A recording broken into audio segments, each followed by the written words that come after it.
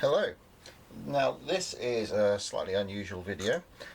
For tonight I've just got back from the Warley show over at the NEC in Birmingham, and I just want to go through a few of my acquisitions. I've recorded quite a lot of the layouts and taken quite a few pictures, so that video will be following shortly, hopefully in the next few days, depending on what my time is like. Now, well, shall we get started on what I've been up to? Well, first of all, as you can probably tell by some of my previous videos, I've actually now joined the 16mm Society. Now this is for garden railways. It is for 60mm to the foot, and now that runs on 32mm gauge, basically. Now in this case, my Mammoth Telford is it's an SM32 locomotive, basically, and it's a live steam. Now I've not actually had a look through these yet, so I will be perusing them, but plenty of information on pretty much garden railways and what's available, and clubs and things like that.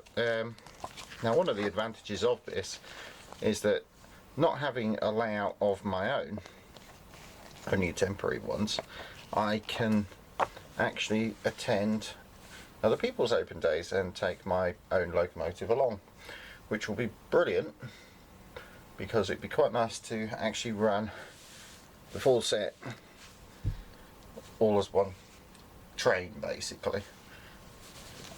So that's that. Now that costs £17 a year.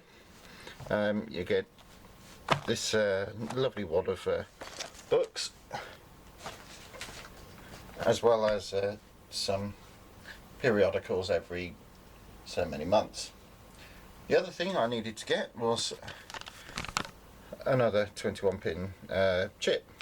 The reason for this is, well, for a loco I haven't actually yet shown you, but it needs 5 functions, and this is a 6-function chip, so that should do the job I need it to do. So that's one. Okay, the other thing, now one of the things I have been working on is the SM32 rolling stock. Now I have the Mammoth Telford, and now I have the matching tender. I also have some IP Engineering wagons, and the final one, which is not yet quite complete, but I needed this to finish it, to put the roof on. And this is just a little coach lighting kit from Kites Lights. Now I've used Kites Lights before, so it's pretty decent stuff. £5.50. Can't go wrong, can you? Now, walking around the show, you can get certain things, or freebies, as I like to call them. Free copy of the Hornby magazine. Now, I've bought Hornby magazine a few times before. It's not too bad. Pretty straightforward stuff, really. Not a bad magazine. I don't often buy model railway magazines, but sometimes, you know, if the fancy takes me, I'll pick one up. But it's free. I can't say no to free very well, can I? The other thing, well, what was quite necessary was, of course, the show guide. Now, this just shows off a few, basically, who was what and where they were, basically. Some really good layouts this year, actually. I've spent quite a long time in the afternoon. I opted to do 2 stages. I do my shopping in the morning, and of course then in the afternoon I was free to just browse all the layouts and generally just watch what's going on. But you can't go to a show without purchases. purchases, purchases, purchases.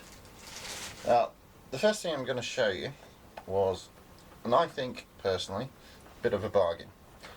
Now, also I do O-gauge. Yay! So,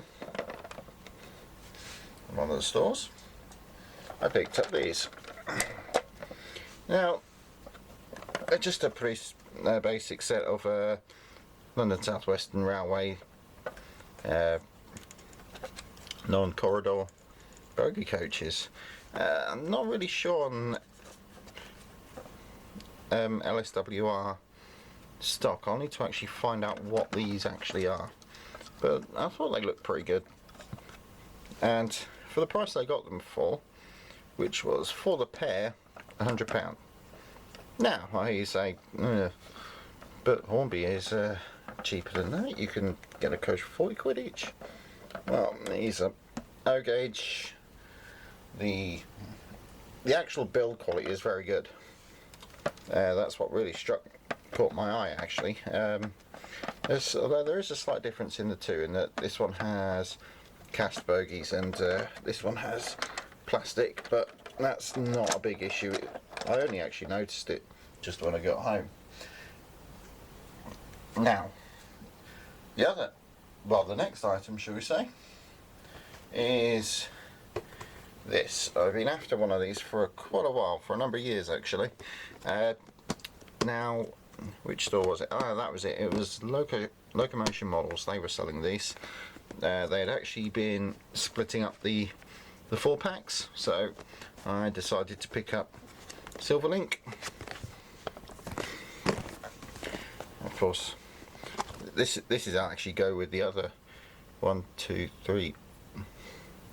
A4s I have already. Now I have 4. Pretty decent loco actually. All the new tooling, brilliant colouring, of course. I might have to follow that up with a proper review later. However, she does need to be chipped, and I do have a chip somewhere that will suit her perfectly. And I believe that is it, except the scale ruler I got for my 16mm association membership. So, an expensive day, but a fun day. And if you are in the area, or if it's accessible to go to and you're really into it, do check out the yearly Warley show. Obviously this year it's done, but I'm sure it'll be back at a similar time next year. There was a couple of full-size locos, of course, a couple of Valor Riedel engines, and Betton Grange in its incomplete form was there. So yeah, I do recommend it. I hope you enjoyed my little tete-a-tete with what I've purchased today, and have fun.